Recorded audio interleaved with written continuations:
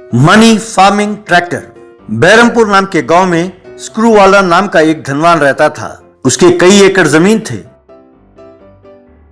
उसके दो बेटे थे, दारू वाला और रोनी वाला। दारू वाला नाम ही की तरह हमेशा दारू पीता हुआ, जुआ खेलता हुआ, दोस्तों के साथ आवारागर्दी करता रहता था। रोनी वाला खेती में पिताजी का हाथ बटाता रहता था। स्क्रू वाला ने दोनों की शादी एक ही दिन कर दिया। फिर वहीं पर, बच्चों मेरी उम्र ढल रही है, अब मैं खेतीबाड़ी नहीं कर सकता। मैं नहीं जानता कि मैं कब आंखें मूंद लूं, इसीलिए अपने 100 एकड़ जमीन को दोनों में बांट लो। कुछ दिनों बाद स्क्रू वाला की मृत्यु हो गई। पिताजी के फोटो को बेटे और बहू ने प्रणाम किया। भाई, जैसे पिताजी ने कहा था, हम अपनी जमीन बांट लेते हैं। पूरब की ओर स्थित 50 एकड़ तुम रख लो, पश्चिम की ओर 50 एकड़ मैं ले लेता हूं, ठीक है? रोनी वाला को बड़े भाई पर विश्वास था और बहुत प्यार भी, इसीलिए वो तुरंत मान गया। बाद में रोनी वाला की पत्नी, ये आपने क्या किया? आप ही ने तो कहा था कि पूर्व की जो सारी जमीन है वो सूखे और बंजर है, उसे आपने क्यों लिया? आपके भाई आपको धोखा दे रहा है। मैं अपने भाई के बारे में सब जानता हूँ। वो जानबूझकर पश्चिम वाला जमीन ले रहा है। मुझे मेरे भाई से प्यार है, इसीलिए मान गया। ऊपर से बेचारा भाई मेहनत नहीं कर सकता, वहाँ आराम से वो फसल उगा लेगा। देखते हैं कि मेरे जमीन को कैसे उपजाऊ बनाएं। अगले दिन दारू वाला शराब पीते हुए खेत के पास खड़ा होकर एक व्यक्ति से, देखो राधे श्याम, इस खेत में तुम जो उगाना चाहो उगाओ, जैसे बेचना चाहो बेचो, तुम्हारी मर्जी। इसे मैं तुम्हें लीज में दे रहा हूँ, मुझे महीने के 50,000 रुपए देना काफी है, आगे तुम्हारी मर्जी, कहकर लड़खड़ाता हुआ चला गया। राधे श्याम पास ही खड़े अपने दोस्त से, इसे नशे में ये भी नहीं पता चल रहा है कि वो कर क्या रहा है। इतने बड़े जमीन के लिए महीने का सिर्फ 50,000 रुपए, पागल, अच्छा सौदा है, कहकर हंसने लगे। बेचारा रोनी वाला ट्रैक्टर से खेत को जोतने लगा। बाद में उसने बीज बोया, मोटर से पानी भी सींचा, पर बहुत दिनों के बाद भी एक भी बीज अंकुरित नहीं हुआ। ये देखकर राधेश्याम, क्यों रोनी वाला, तुम चाहे जोर लगा लो, इसमें घास भी नहीं उगने वाली। अरे टाइम वेस्ट ना करो और इसे किसी बकरे को बेच डालो, एक वही रास्ता है तुम्हारे पास। दारू वाला राधेश्याम से पैसे लेकर पीकर नशे में पड़ा रहता था। एक दिन रोनी वाला खेत के पास खड़ा होकर दुखी हो रहा था। तभी जमीन के अंदर से एक देवता बाहर आई। उसे देखकर रोनी वाला ने प्रणाम किया। बेटा रोनी, मैं तुम्हारी समस्या जानती हूँ। ये लो, इन बीजों को तुम अपने खेत में डालो, तुम्हारा भला हो जाएगा। दूसरों की सहायता करना भी मत भूलना, कहकर एक बोरी बीज देकर वो वहां से गायब हो गई। रोनी वाला ने अपने खेत में उन बीजों को छिड़का। अगले दिन आकर देखा तो खेत में पैसों का फसल लगा था। उसने तुरंत अपने ट्रैक्टर से खेत को जोता तो वे सारे पैसे उड़कर ट्रैक्टर में गिरने लगे। उन पैसों से एक अच्छा घर खरीदा, गरीबों को दान करने लगा। रोनी वाला की पत्नी ने एक दिन ये सब दारू वाला की पत्नी को बताया। उसने दारू वाला को ये बात बताई।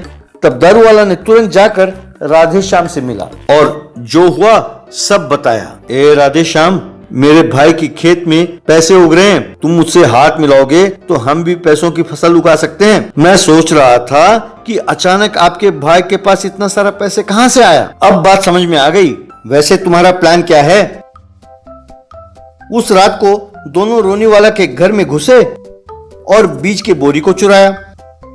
बाद में सारे खेत में उन्होंने बीज को बो दिया।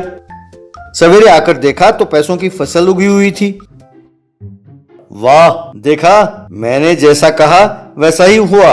मेरी किस्मत चमक रही है। अब से मुझे दारू के लिए पैसे ढूंढने की जरूरत नहीं पड़ेगी। चलो जल्दी जोत लेते हैं, कोई देख लेगा तो मुसीबत हो जाएगी। वाह क्या बात है, ये सच है या सपना? इन पैसों से करोड़पति बन जाएंगे। यूं सोचकर ट्रैक्टर से खेत जोतने लगे तो पैसे उड़कर ट्रैक्टर के पीछे जाकर गिरने लगे। फिर दोनों ट्रैक्टर में एक प्रदेश पहुंचे। इसमें कम से कम 50 करोड़ रुपए हैं, चलो दोनों बराबर बांट लेते हैं। पर तभी वो पैसे गायब हो गए और उनकी जगह क्रूर जानवर प्रकट हुए। वे उछलकर उनकी ओर लपकने लगे। ये दोनों डर कर भागने लगे। भी जमीन के अंदर से देवता प्रकट हुई और अपना हाथ हिलाया तो वो सारे जानवर गायब हो गए। अरे ओ नीच मानव, तुम सगे भाई को ठगना चाहते थे और ये तुम्हें ठगना चाहता था। तुम दोनों को अकल है कि नहीं? अगर तुम दोनों समझदार नहीं बने तो ये जानवर लौट आएंगे, खबरदार। कहकर गायब हो गई। तब से दारू वाला बदल गया और खेती करते हुए भाई के साथ प्यार से रहने लगा। जेल लॉन्ग जंप। एक बार एक गांव के स्कूल में लॉन्ग जंप की प्रतियोगिता का आयोजन हो रहा था। वहां सब बच्चे एक एक करके लॉन्ग जंप करने लगे। उनमें नायक नाम का एक लड़का सबसे ज्यादा दूर कूदा और पहला इनाम जीता। टीचर उसे ट्रॉफी देते हुए, कंग्रेचुलेशंस नायक, तुम जैसे स्पोर्ट्समैन देश के लिए और खासकर पुलिस डिपार्टमेंट के लिए बहुत आवश्यक। बड़ा होके तुम पुलिस बनोगे। कैसे टीचर है सर आप? इतना टैलेंट होते हुए मैं पुलिस क्यों बनूंगा? एक बड़ा चोर बनूंगा, पैसे खूब कमाऊंगा। तुम बड़ा होकर वो वाकई एक चोर बना। पुलिस उसके पीछे पड़ते तो वो बहुत तेजी से गहनों को लेकर भाग जाता था। यूं एक बार पुलिस उसका पीछा करने लगी तो वो एक नहर को छलांग मारकर पार कर चला गया, पर पुलिस उस नहर को पार नहीं कर पाई और सिर पकड़कर रह गए। पर एक बार वो अरेस्ट होकर जेल पहुंच गया। वहां का जेलर, तो तुम नायक हो, जानते हो तुम्हारे नाम पर कितने केस दर्ज हैं? यहां से तुम्हारा बचकर जाना असंभव है। हेलो सर, अगर आप चाहते हैं कि मैं यहाँ रहूं तो मेरे लिए एसी कमरा, बिरयानी और दारू सबका इंतजाम करना चाहिए। इसमें कोई कमी हुई तो मेरा भाग जाना निश्चित है और आपका नौकरी से हाथ धोना भी निश्चित है सर। तुम समझते हो कि तुम किसी स्टार होटल के कमरे में बैठे हो? मैंने तुम्हारे बारे में सब कुछ जान लिया है। मैं जान गया हूँ कि तुम्हारा बल तो है पर बुद्धि नहीं। चलो चलो अंदर। बड़ा आया डिमांड करने वाला, कहकर उसे अंदर धकेला। अंदर नायक, ये क्या कमरा है, ना बेकार है। अरे ऐसा रहा तो यहाँ कैदियों को आने का दिल कैसे करेगा? इसी तरह यहाँ से भागना होगा, इनकी नौकरी छुड़ाना होगा। यूं उसने एक स्पून चुराया और अपने कमरे के फर्श को कुरेदने लगा। यूं कुछ महीने बाद यूं कुरेदने पर वो फर्श टूटकर नीचे गिरा। वो उस छेद में से नीचे कूदा। नीचे वाले कैदी के कमरे में वो गिरा। वहां उसे देखकर सब कैदी हैरान हो गए तो ये भी उन्हें देखकर हैरान हुआ। वहीं जेल के बाहर जेलर, क्यों रे, भागने की कोशिश कर रहे थे मुन्ना? इतना भी नहीं जानते कि तीसरी मंजिल को कुरेदने पर दूसरी मंजिल में गिरोगे? अरे अकल के अंधे, स्टूपिड फेलो, नालायक, मूर्ख। हमारे कार्यक्रम को पूरा करके तुम्हें दूसरे कमरे में शिफ्ट कर देते हैं, कहकर सारे पुलिस वाले उसे पकड़कर लात मारने का कार्यक्रम शुरू कर दिया। एक दिन सारे कैदी अपने रिश्तेदारों से मुलाकात कर रहे थे, तब एक औरत हैंडबैग के साथ वहां आई। कैसे पति हो तुम? अक्ल तो है ही नहीं, इसीलिए तुम्हें यहाँ से भगाने के लिए मुझे मैदान में उतरना पड़ा। ये लो, इस बैग में साड़ी और ब्लाउज है, इन्हें पहनकर मेरे प्लान के मुताबिक भागो, कहकर सारा प्लान समझाया। बाद में औरत के बेश में उसके प्लान के मुताबिक जेल से बाहर निकला। गेट के बाहर चलते हुए वहां उसे पुलिस को देखकर, अरे बाप रे, मेरा हैंडबैग कहाँ है? वहीं रखकर भूल गया शायद। अगर वो हाथ में ना हो तो इन्हें शक हो जाएगा, कहकर वो वापस लौटा। वहां बैग उठा रहा था कि वहीं खड़ा जेलर, तुम कौन हो? मुलाकात का वक्त तो पूरा हो गया और सब चले भी गए, फिर भी तुम यही हो, कहकर चेहरे को गौर से देखा। देखकर अरे नायक तुम हो। औरत के देश में भागना चाहते थे, हैंडबैग के लिए लौटकर अपनी मूर्खता का प्रदर्शन करके पकड़े गए। यूं फिर सारे पुलिस वालों ने मिलकर उसे खूब मारा। एक बार 15 अगस्त के संदर्भ में लॉन्ग जंप की प्रतियोगिता के लिए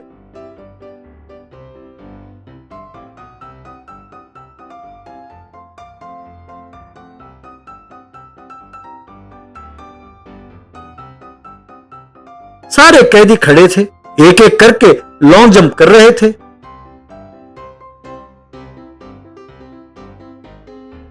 नायक की बारी आई तो दौड़ कर गया और जेल के दीवार को फांदा। दीवार पर खड़े होकर, अरे ओ जेलर, तुम कह रहे थे ना कि मैं भाग नहीं सकता। अब देखो अकल के अंधे, कोई भी अकल वाला कैदियों के लिए लॉन्ग जंप की प्रतियोगिता का आयोजन करेगा? स्टूपिड फेलो कहकर चिल्लाया। ये सुनकर जेलर और बाकी पुलिस वाले दंग रह गए। वो दीवार के ऊपर से वहां से गुजर रहे एक लॉरी के ऊपर कूदा। वो बोरियों के बीच में जाग गिरा। यूं वो लॉरी आकर जेल के बाहर रुकी। वो लॉरी के नीचे कूदा और बिना इधर उधर देखे मैं आजाद हो गया, मैं आजाद हो गया, अब मुझे कोई पकड़ नहीं सकता, मैं किसी के हाथ नहीं आऊंगा, I am a free bird now कहकर पागलों की तरह नाचने लगा। पुलिस उसे घेर कर खड़ी थी और सब उसे देख रहे थे। वो यूं नाच रहा था। अरे बस यार, अब बहुत हो गया, बंद करो।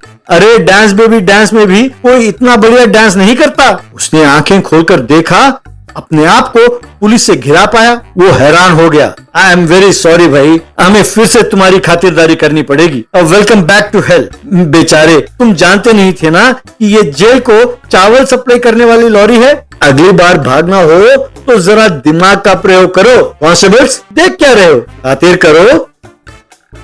फिर सबने मिलकर उसे खूब मारा और जेल में डाल दिया।